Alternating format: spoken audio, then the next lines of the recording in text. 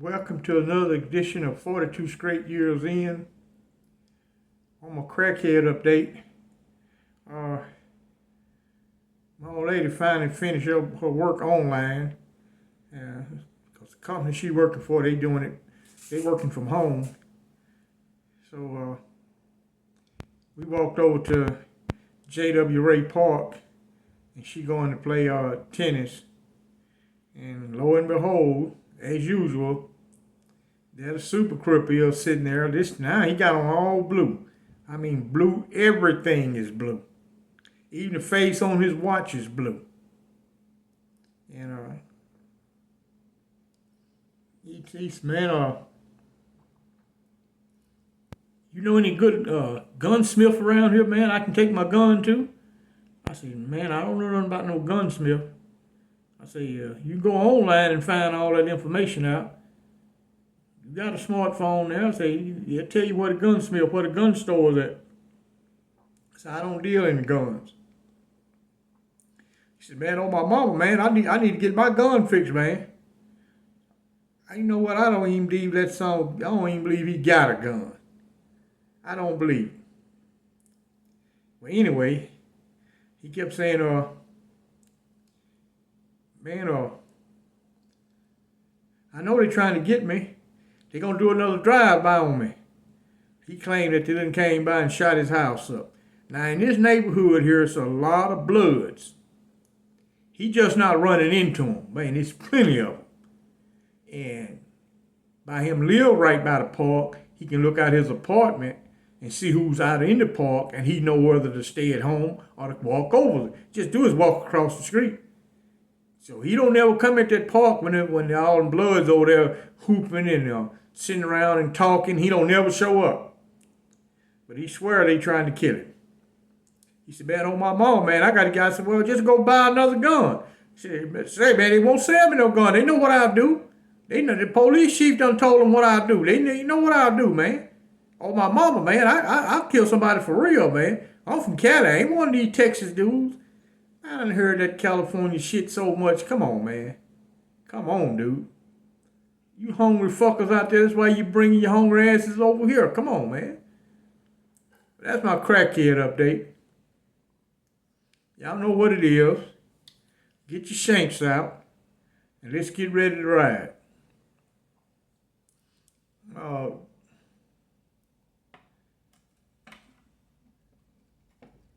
Guy asked me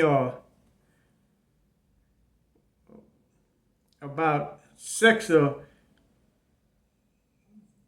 predators from the outside that end up being incarcerated in Texas. Texas do not attack these guys. Now, you can't walk around and brag on it, but they are not attacked. The guys who live in PC, they're just scared. Man, there's so many of those guys in general population is pathetic. And they not being attacked. So you could live in a Texas prison population and nothing would happen to you. Now, I would advise you don't go around bragging on it. Now, you can't do that. But if you kept your mouth closed and low key, it depends on how well you get along with other inmates. They got a lot to do with it anyway. If you can get along with the rest of the inmates, you stand a chance of making it. You know, a guy asked me also about the food. At a large maximum security prison in Texas, the modern maximum security prison they don't even have the acres to grow all these crops. It's real small. The prison is huge, but the surrounding acreage is small. And at one of those prisons, it's over 300 guys who going to be assigned to the medical squad. They may work 5 days out of the whole year. That's around inside the prison, dusting the windows off or some little small stuff like that. So the administration got to deal with all this medical stuff, so they can't actually work these guys. So they don't grow all these edible crops. They ain't got no way of getting it in. They ain't got the inmates to work. The prison house 3,000 inmates, but a lot of them know how to play the medical role. They go research a disease, get all the symptoms, and go in there and talk to medical with those same symptoms. And these medical people do not be wanting all these lawsuits, so they'll go ahead and just take this guy for manual labor. That way he ain't got to work in the fields. Where back in the day, a prison, Ramsey was small compared to these modern prisons. Back in the day, Eastham would be the largest prison, was Eastham. But Ramsey only had, back in the day, only housed a little over 1,400 inmates. And out of that 1,400, on a bad day, 700 was going to be in the fields working. Now, they had industry. It's a large operation there. They got a large farming operation. They got to have the tractor driver. They got to have the dog boy. They had a large contingent of inmate guards. They never was going to be shorthanded in inmate guards because they're the one who ran the prison. They're going to have a large contingent of inmate guards. They had the furniture factory. They're going to have just the bare minimum amount of inmates to run that furniture factory. They got the dog boys or guys who oversee the cattle, the horse boys. They just call them stock boys back in the day. They got the outside yard squad, inside yard squad. They had it's a large operation was going on at that prison. But on any given day, 700 was in the fields. Guarantee you that.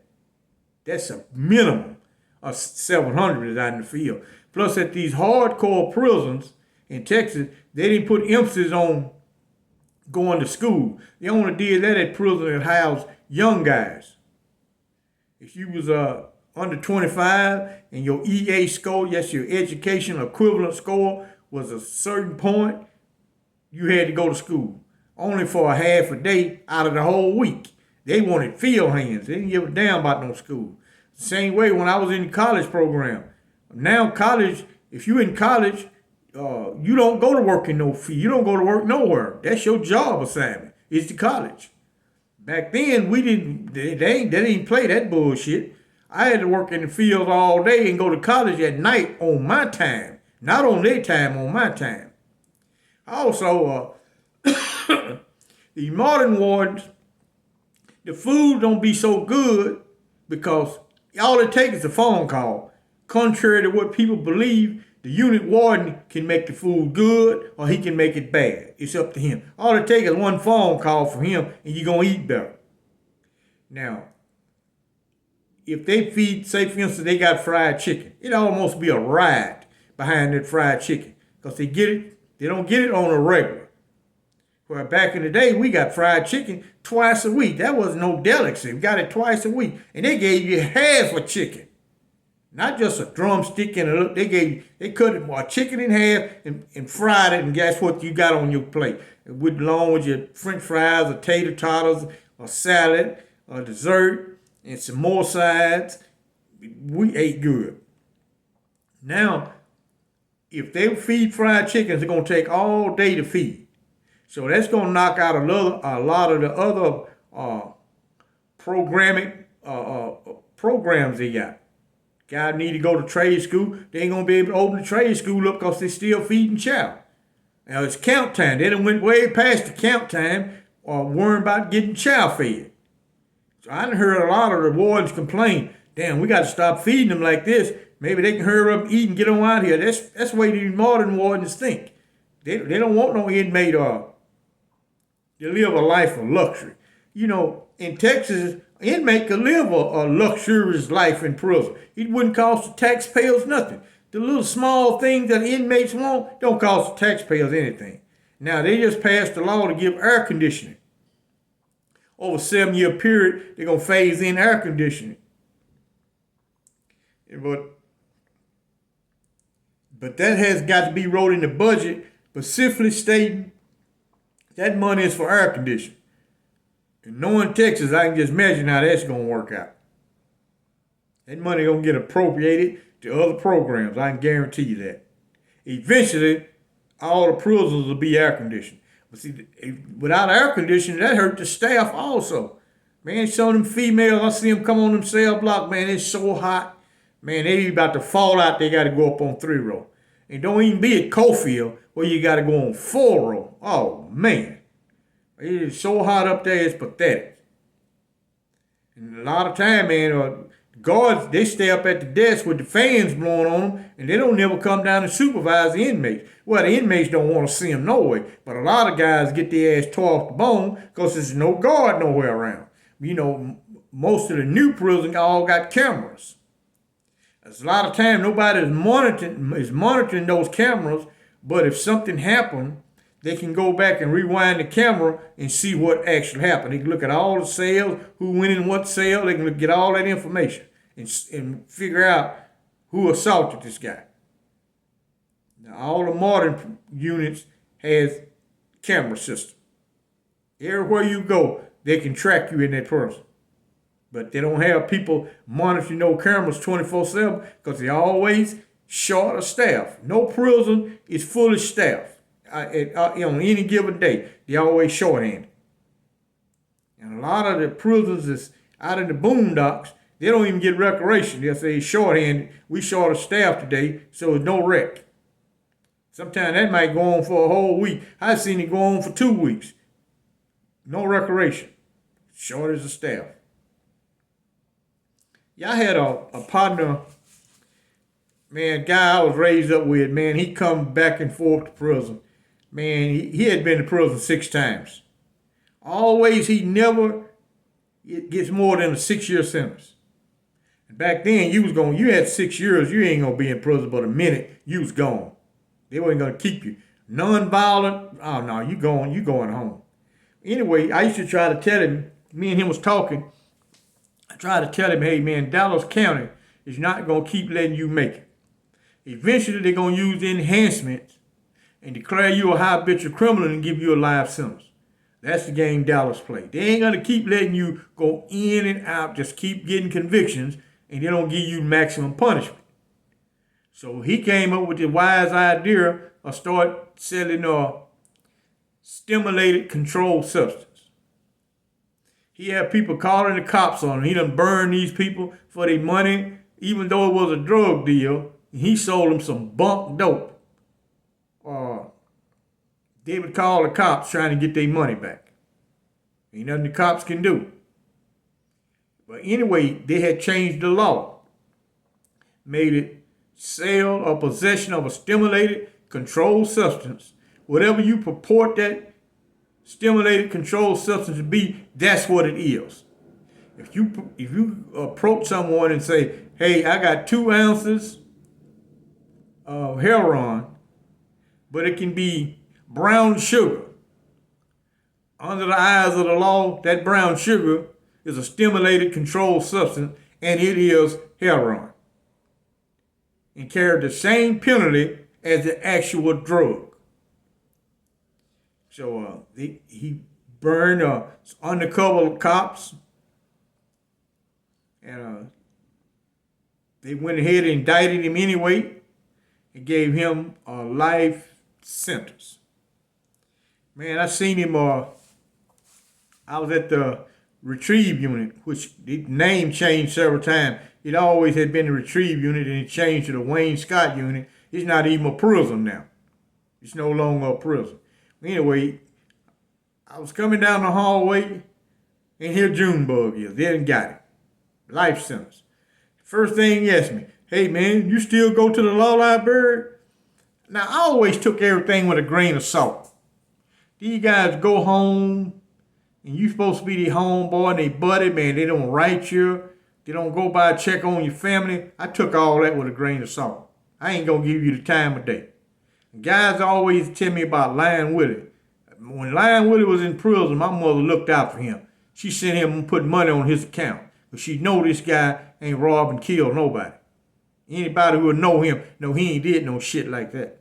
So she helped Lion Willie. When he got out, he would go by and cut her yard, do different things for her, wash her car, and he'd write me every 3 or 4 months. That meant something to me. This man didn't forget about, hey man, when I was in prison, this guy here helped me to make it there. He didn't forget that. That's why I'm cool now. I don't give a damn about all them stories he tell. He always been that way. Ever since I known him, he was like that. When he was a kid, he told the same type of story, just different versions of it. So, that ain't no big deal. What I'm looking at is this guy is trustworthy. You could depend on him. And Junebug would go home and tell the promise guys he gonna do all this stuff, won't do jack shit. We don't see Junebug again until his ass come back to prison. Now he's your homeboy again. I looked at him in the hallway. I said, say, remember the last time you had 6 years, what did I tell you? I told you Dallas was gonna give you a life sentence. Told you that. You went out there and did stupid shit. You gotta deal with it. I seen him later on, man. He done stopped showering, stopped grooming himself, started losing his damn mind because he ain't never had no large sentence like that. He ended up getting it overturned on appeal. I ain't never known what happened to him after that. Never known what happened to Junebug. But he got it overturned. And he had a life sentence for the sale and distribution of a stimulated controlled substance. And under the Texas Penal Code, the punishment is the same as the actual drug. So it don't make no difference if it's fake dope or not. You still get the same punishment. So it's damned if you do, and damned if you don't. Yeah, I wanted to do this video sitting out on the patio, but they got the lawn crew out there, plus the jets be flying over on their way to Love Field and making all that noise. And I don't know if my microphone can handle all that outside interference. Well, anyway, y'all follow me over on Patreon. Keep your shanks ready. These fools got some money. They got the food stamps. They got everything. I had somebody just trying to sell me some food stamps. So they in power. They're in power. That means they're gonna be doing the food all week. They'll be broke by this weekend. Y'all follow me over on Patreon and like and subscribe, and I thank you for watching.